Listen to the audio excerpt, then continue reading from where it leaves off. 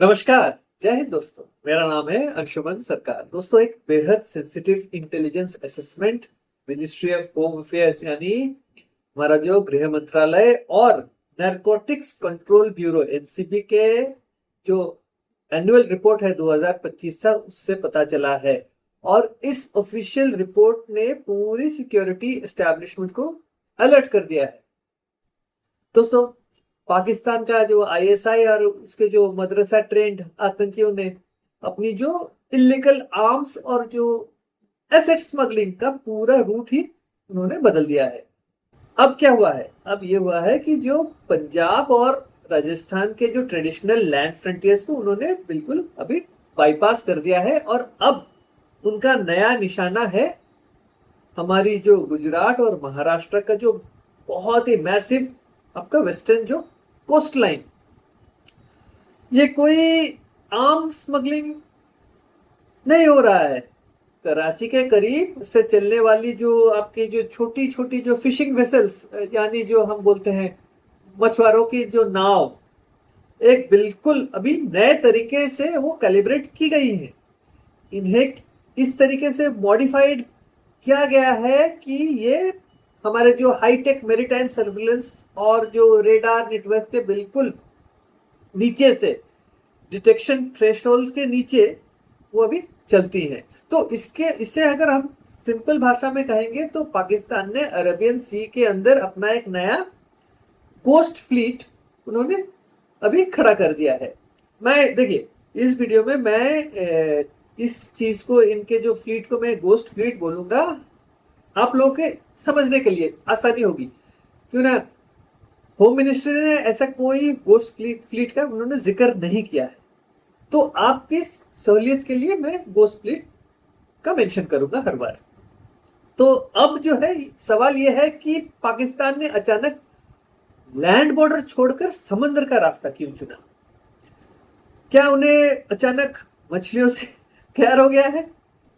बिल्कुल नहीं दोस्तों। इसके पीछे भारत का एक बहुत बड़ा टैक्टिकल मास्टर स्ट्रोक है। भारत ने पिछले कुछ महीनों में, आपने गौर किया होगा, मैंने वीडियोस भी बनाए हैं कि पंजाब, राजस्थान, जम्मू एंड कश्मीर के जो बॉर्डर पर एक ऐसा स्मार्ट फेंसिंग और एंटी ड्रोन लेजर सिस्टम लगाया है कि वहां से एक भी परिंदा पर नहीं मार सकता। तो अब जब लैंड बॉर्डर पर भारत ने उनका धंधा बिल्कुल चौपट कर दिया, तो उनके पास अभी एक ही रास्ता बचता है। कौन सा रास्ता? समुद्र। लेकिन ये सिर्फ धंधा भी चलाने की बात नहीं है। थोड़ा अगर हम जो उनका जो असली जो आईएसआई की कॉन्स्पिरेसी को हम अगर देखते हैं, तो इंटेलिजेंस एनालिस्ट का मानना है कि ये जो रावलपिंडी का जो ये जो मैं बोलता हूं जिसे गोस्ट फ्लीट के जरिए हमारे जो, देखिए 26/11 के बाद का जो हमने एक रडार नेटवर्क को लगाया है, तो उसको, उसकी जो ब्लाइंड स्पॉट्स को टेस्ट करने के लिए ये गोस्ट फ्लीट वो चला रहे हैं। वो चेक कर रहे हैं कि गुजरात के जो सर क्रीक या मुंद्रा और आपके महाराष्ट्र के जो अलग अलग जो अनमॉनिटर्ड पॉइंट्स पर कहां कहां लूप होल्स है। उनका प्लान बहुत खतरनाक है। वो इन लूप होल्स को ढूंढ रहे हैं।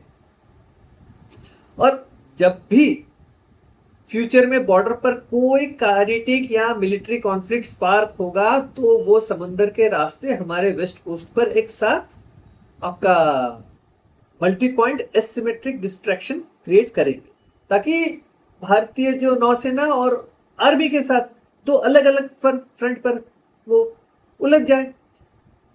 चलिए, अभी मैं थोड़ा सा आपको इसके टेक्निकल एस्पेक्ट्स के बारे में थोड़ा सा आपको बताऊंगा कि ये एक्चुअली आप लोगों को पता नहीं है, तो थोड़ा मैं समझा दूं। हमारे देश के पास समुद्र पर नजर रखने के लिए एक बहुत बड़ा सिस्टम है जिसे कहते हैं iMac, information management and analysis centre.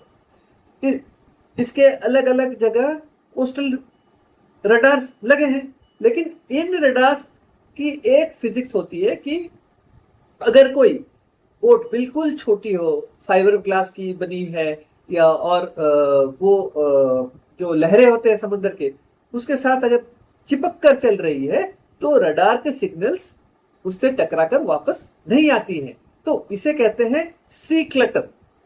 Pakistan इसी सी क्लटर का वो फायदा उठा रहा है। ये जो गोस्ट फ्लीट है ये दुकानदारी की तरह काम करता है। कैसे? देखिए, कराची पोर्ट से चलती है एक बड़ा मदर वेसल, एक बड़ा जहाज चलता है जो कि डीप सी के अंदर वो रुक जाती है।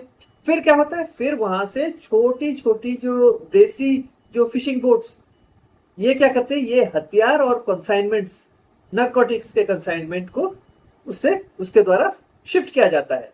तो ये जो नाव देखने में बिल्कुल हमारे गुजरात और महाराष्ट्र के जो लोकल जो मछुआरों जैसे होती हैं, वो क्या करते हैं, एक जैसे कलर करते हैं, एक जैसा सेटअप बनाते हैं और फिर भेजते हैं। तो और अब हमारे जो कोस्ट गार्ड के जवान जब समुद्र में इनको चेक करते हैं तो ये लोग क्या करते हैं, अपने हथियार और जो इलीगल कंसाइनमेंट्स को वो क्या करते हैं, वाटरप्रूफ बैग्स में डालकर वो समुद्र में फेंक देते हैं और उन पर एक टेम्पररी जो एक्रोस्टिक बॉय लगाते हैं। बॉय मतलब होता है वो जो समुद्र में बलून जैसा वो फ्लोट करता है, उससे पता चल जाता है कि कहाँ क्या चीज आपने समुद्र के अंदर फेंका हुआ है। तो फिर क्या होता है, जब कोस्ट गार्ड चली जाती है तो ये चुपचाप वापस आते हैं और उसे दोबारा निकाल लेते हैं। यानी हमारे सेना ढूंढती रह जाती है और ये लोग आसमान से टप टप के और खजूर पे नहीं, सीधे अरेबियन सी में अटके वाले गेम खेल लेते हैं वो लोग। तो जियोपॉलिटिक्स में इस इनविजिबल ब्लॉकेड और डिस्ट्रैक्शन स्ट्रेटेजी को पहली बार नहीं देखा जा रहा है। इससे पहले भी कोस्ट गार्ड ने कई बार देखा हुआ है। लेकिन अगर हम ऐसे भी ये तो मैं हमारे कोस्ट गार्ड ने कैसे डिटेक्ट किया हुआ है, इसी से हमें पता चला है कि उनका मोडस ऑपरेंडी क्या है। लेकिन अगर हम इतिहास को भी उठाकर देख लें ना, तो ये हमेशा से ये चलता रहा है। सेकेंड वर्ल्ड वॉर में जर्मनी ने यू बोट्स का उल्फ पैक कैसे यूज किया था। जर्मनी को पता था कि वो ब्रिटिश नेवी के सामने कन्वेंशनल वॉर जीत नहीं सकता, तो उन्होंने क्या किया था, उन्होंने अटलांटिक ओशन में छोटे छोटे सबमरीन्स को एक जो आपका इनविजिबल नेटवर्क्स बना दिया था, जो दिखता नहीं था। लेकिन वो क्या करते थे, वो जो ब्रिटिश के जो बड़े बड़े नेवल वेसल्स है उनमें छेद कर देते थे, उनको डुबा देते थे। बिल्कुल वही मॉडल अभी पाकिस्तान अपना रहा है। सरफेस के ऊपर से छोटी छोटी बोट्स का वो वुल्फ पैक बना रहा है।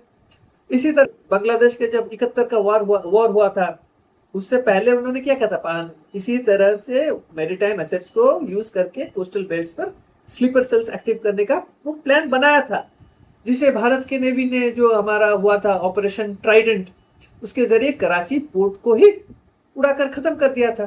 तो पाकिस्तान भूल रहा है कि 2026 का इंडिया 71 या 2008 वाला इंडिया अभी नहीं रहा। अगर उनका गोस्ट फ्लीट तैयार हो रहा है तो हमारी सिक्योरिटी एजेंसी ने भी अपना जो जाल बिछाना उन्होंने शुरू कर दिया है। तो इस पूरी कहानी का जो सारांश और निचोड़ ये है, घर में घुसकर मारना तो ठीक है, पर जेम्स दुश्मन मछली बनकर तैर रहा हो ना, तो उसे पकड़ने के लिए कांटा तैयार करना भी पड़ता है। तो ये हमारा जो गृह मंत्रालय हो या एनसीबी ने अब गुजरात और महाराष्ट्र के लोकल स्टेट पुलिस नेटवर्क्स और जो मरीन फोर्सेस के साथ मिलकर एक जॉइंट सर्विलेंस मैट्रिक्स अभी एक्टिव उन्होंने कर दिया है। पाकिस्तान सोच रहा है कि वो हमारे रेडर के ब्लाइंड स्पॉट्स का फायदा उठाएगा, लेकिन उन्हें ये नहीं पता है कि जब तक उनका गोस्ट फ्लीट जो हमारे जो किनारे पर तक पहुंचेंगे तब तक हमारे मछुआरों के नेटवर्क उन्हें पहले ही आइडेंटिफाई कर चुका होगा। तो इसी के साथ मैं इस वीडियो को यही समाप्त करता हूं दोस्तों। अगर आपको वीडियो अच्छा लगा है तो वीडियो को जरूर लाइक करें, दोस्तों के साथ शेयर करें और चैनल को सब्सक्राइब करना ना भूलें। तो मिलते हैं एक अगले वीडियो में। जय हिंद, नमस्कार।